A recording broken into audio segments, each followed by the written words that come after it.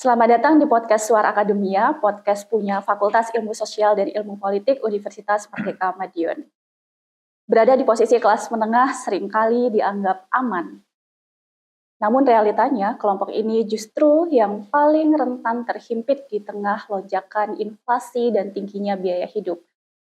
Belakangan istilah makan tabungan bukan lagi sekedar kiasan, melainkan strategi bertahan hidup yang merupakan dan juga yang harus terpaksa diambil oleh banyak keluarga. Mengapa biaya hidup terus kian mencekik?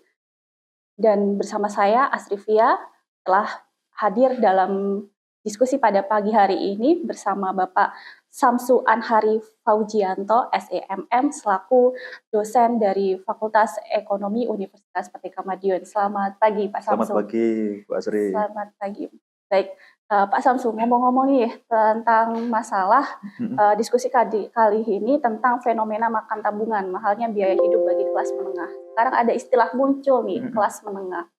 Nah, istilah makan tabungan ini seringkali ramai begitu. Apakah ini hanya sebuah fenomena benar adanya atau hanya sekedar keluhan yang sebatas musiman aja dari netizen? Bagaimana menurut Pak Samsu? Oke, sebelumnya terima kasih untuk podcast Suara Akademika sudah mengundang saya untuk menjadi narasumber pada pagi hari ini terkait dengan makan tabungan.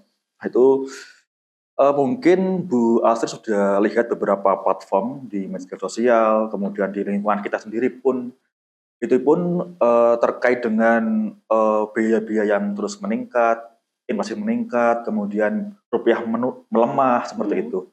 Nah, artinya apa? Artinya itu kita harus aware terhadap financial preparation kita atau perencanaan keuangan kita ke depannya. Maksudnya adalah katakanlah dulu kita punya uang 100.000 nggih. Itu kita belanja di supermarket udah dapat banyak barang. Sedangkan untuk saat ini pun saya kira 1-2 barang pun juga sudah maksimal kan beberapa barang. Artinya apa? Di sini terkait dengan makan tabungan itu biasanya income kita, pendapatan kita itu relatif stagnan, tetapi terkait dengan perubahan ekonomi makro, mikro terus meningkat, sehingga yang mana tadi kita sudah proporsi biaya udah kita plotkan, misalkan kita untuk kebutuhan berapa persen, kita untuk dana siaga berapa persen, kita untuk investasi berapa persen. Nah, itu nanti juga akan menggerus dana-dana tersebut. Seperti itu. Dikarenakan apa ya tadi? Inflasi, rupiah melemah, dan sebagainya. Apalagi kalau kita secara individu itu, istilahnya itu juga lifestyle-nya kita tinggi juga. Itu juga termasuk menggerus tabungan kita. Seperti itu, Bu Asri. Baik, kalau kita lihat berarti itu benar karena ada faktor-faktor yang mempengaruhi seperti tadi ya Sobat Akademia, ada inflasi, ada mungkin dari faktor style dan biaya hidup yang terus cukup meningkat. Lalu kemudian ini begini Pak, karena pembahasan kita adalah fenomena mengenai makan tabungan dan juga mahalnya biaya hidup bagi kelas menengah. Saya pengen tahu nih tentang kelas menengah. Jadi kelas menengah itu apa sih Pak? Kalau boleh tahu. Jadi ini cukup pembahasan untuk menarik. Karena kalau kita klasifikasikan, ada yang mulai miskin, kemudian rentan miskin, semi menengah, kelas atas. Nah, kelas menengah ini cukup dilema ini. Karena apa? Karena kalau kita kaitkan dengan katakanlah bansos, itu kan mesti dia nggak bakal dapat, pasti. Kemudian terkait dengan misalkan income, itu pun juga dia tergolong ngepas gitu. Dalam artian untuk proporsi-proporsi tadi cukup ngepas gitu. Nah, artinya apa? Artinya kalau kita baca di BPS, jadi gini Mbak, saya juga udah bawa datanya. Data dari BPS, kalau dia itu dikatakan kelas menengah, jadi saya bacakan ya Mbak ya. Iya, berdasarkan standar BPS yang dia itu mencatatkan rata-rata garis kemiskinan nasional itu sebesar 690 Rp1.160. Itu per Maret 2025. Mungkin nanti koreksi ya Mbak kalau saya salah. Iya. Nah, sehingga kelas menengah ini dapat dikelompokkan adalah yang memiliki rentang income atau penghasilan mulai dari 2.132 hingga 10.355.720 rupiah per kapita per bulan. Nah, itu yang dikatakan kelas menengah kalau dikatakan BPS ini. Tetapi yang perlu kita perhatikan, kita tidak bisa serta-merta pukul rata semuanya. Karena apa? Karena kita harus mempertimbangkan beberapa faktor lain. Misalkan geografi. Katakanlah di Madiun gaji 8 juta cukup oke lah ya. Tapi kalau di Jakarta, kota-kota besar itu kan kurang. Nah, itu kan kita harus bisa menganalisa juga. Yang dikatakan kelas menengah pun juga kalau terkait dengan nominal itu pun juga kita pelajari lagi. Betul. Ya Mbak. Jadi ada beberapa faktor lain yang mungkin beberapa hal tersebut itu juga berdampak pada pengeluaran kita, kemudian beberapa aspek keuangan yang tadi seperti itu. Baik Pak Samsu, tadi disebutkan bahwa ada mungkin indeks dari penghasilan gitu. Tapi pertanyaannya di sini adalah mengapa sih kelompok ini justru menjadi yang paling rentan terhadap kenaikan biaya hidup? Mungkin nih kalau bagi orang kaya ada kenaikan harga misalkan biasa saja. Tapi kalau kelas menengah itu ternyata juga ikut merasakan begitu. Ya. Nampak sekali begitu kenaikan terhadap harga dan lain sebagainya. Itu kenapa dibilang paling rentan? Menarik. Ini mungkin saya kaitkan dengan teori perilaku konsumen ya. Jadi dari sisi marketing itu, dari sisi pemasaran, ada yang sebuah teori yang menjelaskan bahwasanya orang itu kan sudah terbiasa melakukan pembelian, pengeluaran untuk tertentu. Nah, sedangkan ketika dia mengalami kondisi tertentu, dalam hal ini adalah kondisi ekonomi yang mungkin kurang pasti, otomatis nanti ketika daya belinya pun nanti juga menurun. Karena apa? Karena mesti dia juga memplanningkan terkait dengan pembelian barang, itu pun juga harus dipikirkan. Jangan sampai kebutuhan sekundernya itu dipenuhi, tetapi yang primernya malah terbengkalai ataupun kurang seperti itu, Mbak. Artinya kelas menengah ini cukup istilah kira atau angel lah kalau bahasa Jawa nih. Angel itu harus pinter-pinter mengelola keuangan keluarganya. Di sini kita berbicara rumah tangga ya Mbak ya, seperti itu. Artinya ya seperti itu Mbak, untuk kelas menengah pun juga harus aware terhadap pembelian ataupun pengeluaran kita sehari-hari. Baik, Sobat Akademia, berarti ini kalau kita lihat nih dari analisisnya Pak Samsu tadi, bahwa kenapa sih kelas menengah itu rentan, karena ya paling banyak daya konsumsinya itu di negara kita ya khususnya itu adalah kelas menengah begitu.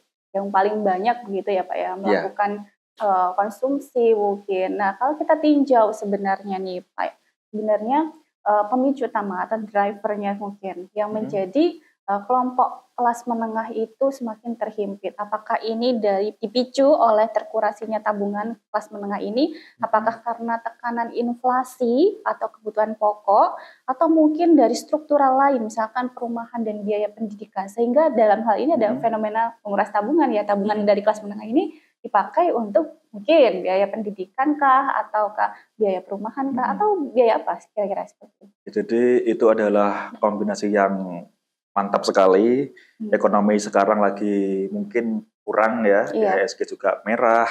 Kemudian apabila udah berkeluarga, udah punya anak, itu pun juga harus memikirkan apa aja prioritas kita nanti. Tetap pendidikan penting buat anak, kemudian asuransi kesehatan juga penting.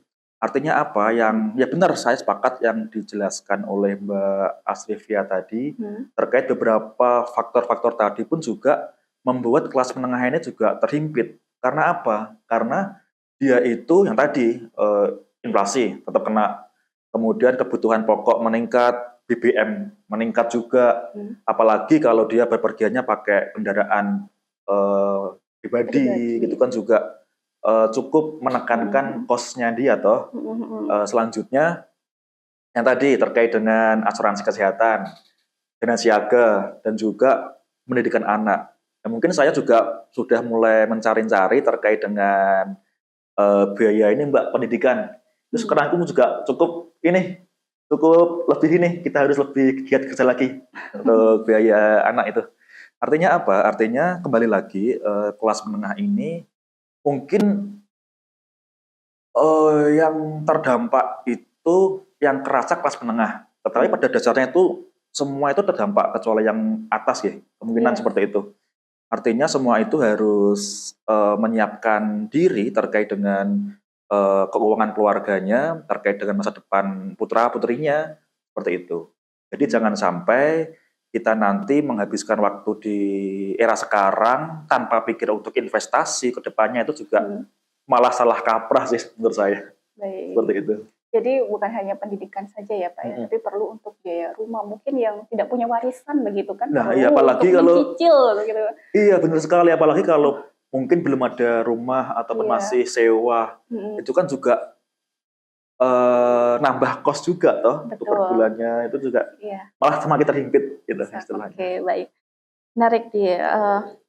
Lalu begini Pak Samsu, ada anggapan bahwa kelas menengah itu sulit menabung karena lifestyle-nya mungkin, yang gaya hidup yang cukup modern mungkin. Lalu kemudian fenomena makan tabungan ini ya akhirnya menjadi-jadi begitu, karena juga dari pendapatannya juga kurang cukup, tapi lifestyle-nya itu. Apakah Pak Samsu ini setuju terkait dengan itu, bahwa fenomena kelas menengah itu tidak bisa menabung karena juga disebabkan oleh faktor lifestyle? Kira-kira bagaimana Pak? Ini cukup menarik juga ya di era sekarang, apalagi kita nggak fokus untuk 1-2 gen saja, dalam artian mungkin untuk Gen Z, gen milenial, itu kan sekarang kan lebih suka namanya untuk ke kafe, terus beli-beli barang-barang branded, yang mana nanti tujuannya untuk apa? Untuk makan medsos kita, seperti itu biasanya anak-anak itu. Kalau konsumsi medsos. Artinya it's okay untuk lifestyle. Kalau saya ya Mbak pribadi, nggak apa-apa. Tetapi kita pun juga harus pakai uang yang lain gitu. Contoh, jangan sampai uang kebutuhan primer kita digunakan untuk lifestyle yang kiranya kurang prioritas seperti itu. Misalkan HP-nya masih bagus, tapi pengen upgrade lagi ke HP yang terbaru misalkan, itu kan juga menurut saya juga decision yang kurang seperti itu. Artinya lifestyle pun juga nggak apa-apa, tetapi kita pun juga harus mikir ke depannya apakah juga bisa investasi juga, ataupun cuma gaya-gayaan untuk sekarang tanpa memikirkan ke depannya. Seperti itu sih Mbak, kalau dari saya. Kalau tadi itu kan lifestyle-nya Gen Z, apakah generasi-generasi yang lain, apakah itu lifestyle apa turut diperhatikan mungkin Pak? Oke, saya kira kalau yang mungkin beberapa ya Mbak, saya nggak pukul rata serta-merta semua sama, tetapi juga ada beberapa. Tetapi saya kira untuk yang sudah dewasa pun, kalau udah berkeluarga pun, pastinya dia juga punya prioritas tersendiri terkait keuangannya. Gitu. Itu sih kalau saya. Baik, Pak Samsu, menarik nih, bahwa sekarang itu juga ada ngomong-ngomong nih tentang fenomena makan tabungan dan lain sebagainya, karena penghasilan tidak cukup, lalu kemudian banyak masyarakat itu memilih untuk bekerja sampingan dari pekerjaan yang utama, begitu, mencari pekerjaan sampingan. Nah, kalau kita lihat apakah ini menjadi solusi yang sehat dan berkelanjutan, atau justru ini merupakan indikasi bahwa satu sumber pendapatan saja itu memang sudah tidak lagi cukup di era saat ini. Bagaimana kira-kira Pak Samsu? Baik Mbak Asrifia, terkait dengan kerja sampingan tadi ya Mbak ya. Jadi kalau pendapat saya itu solusi untuk jangka pendek. Kenapa demikian? Karena pastinya itu nanti yang kita harapkan selain kita dapat gaji, kita kan karyawan gitu ya, karyawan, pegawai dapat gaji, otomatis nanti kita mesti punya waktu udah selesai, dalam artian sudah nggak kerja lagi. Artinya kita juga harus punya income yang lain, yang nggak hanya bersumber dari kantor. Makanya untuk orang-orang atau karyawan atau pegawai yang memiliki kerjaan sampingan itu nggak apa-apa.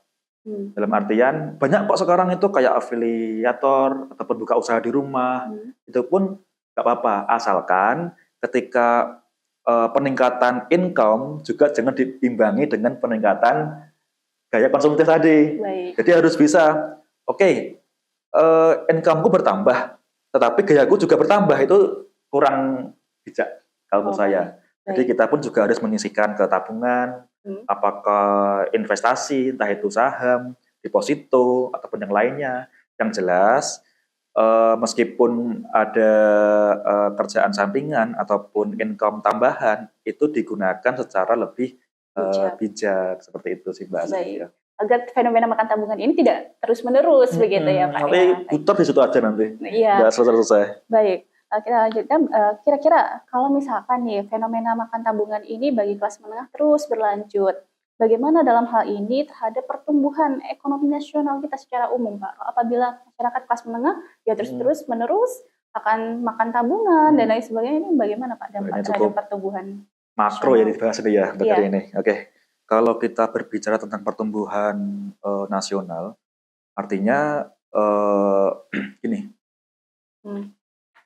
semua sektor nanti juga akan berkontribusi. Artinya nggak hanya sektor industri, manufaktur, pariwisata, ada banyak sektor nanti yang secara nggak langsung akan meningkatkan pertumbuhan ekonomi kita di Indonesia.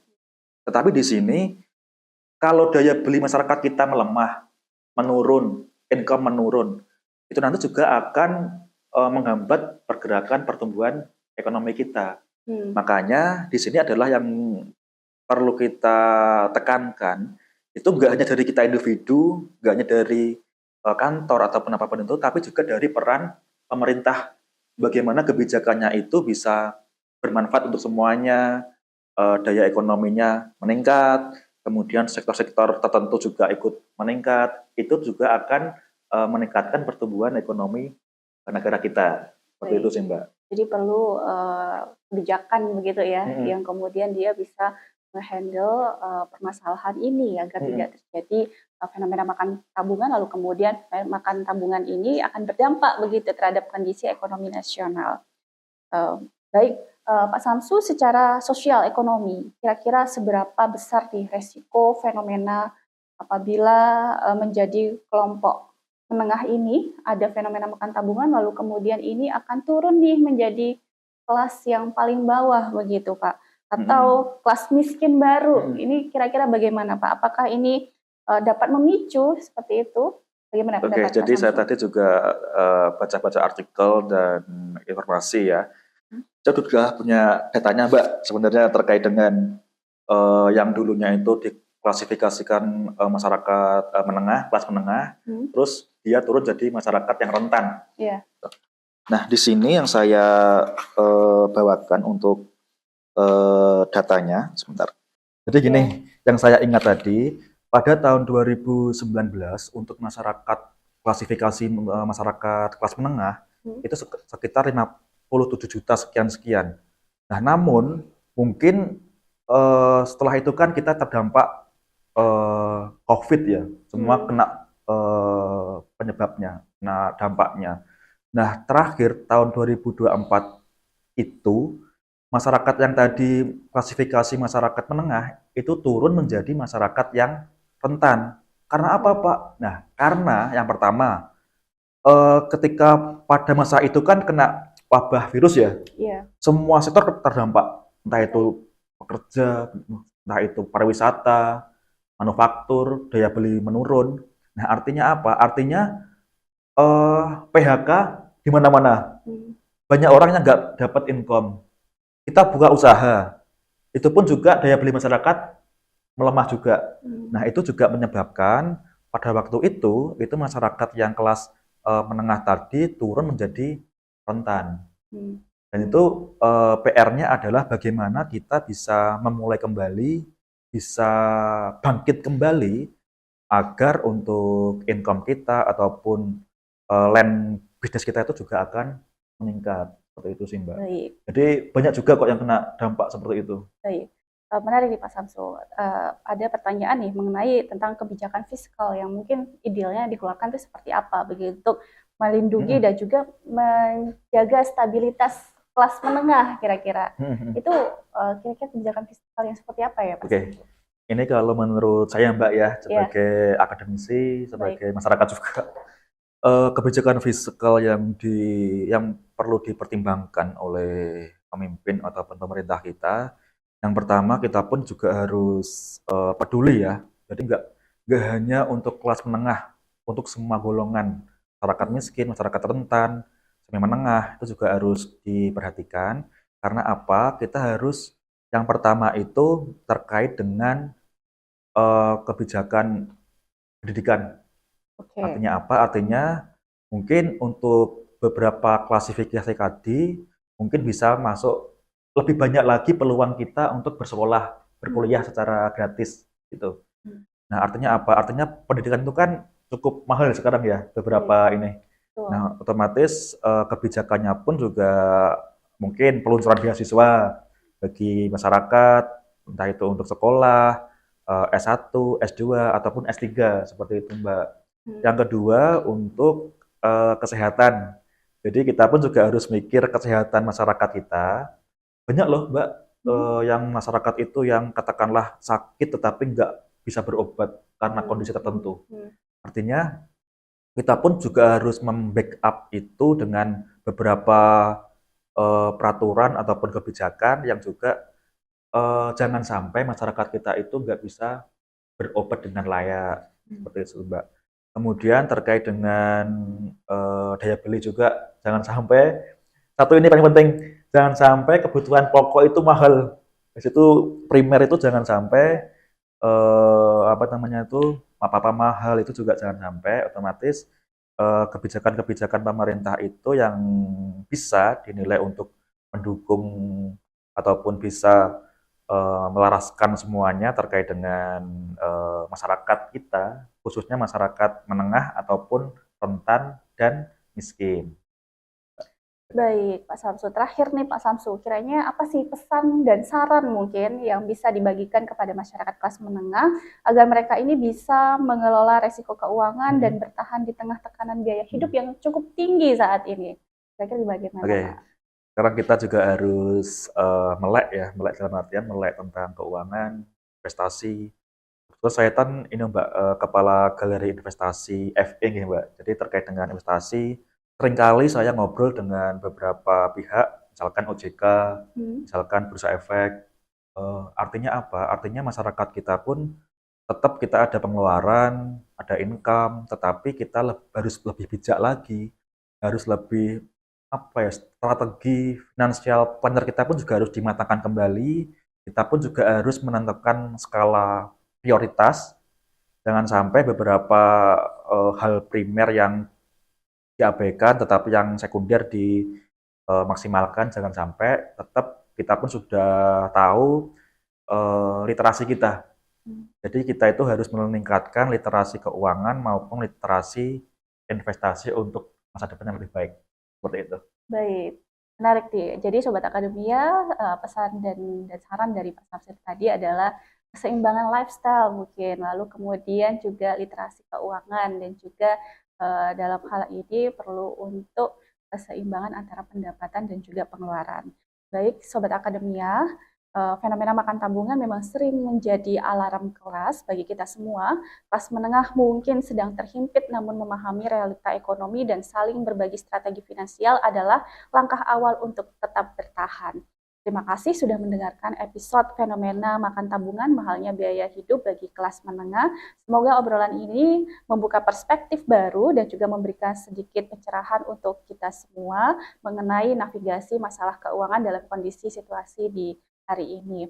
Kami segenap tim Suara Akademia pamit undur diri, jaga kesehatan, jaga isi dompet, dan sampai jumpa di episode berikutnya. Terima kasih. Terima kasih Pak Samsu. Oke.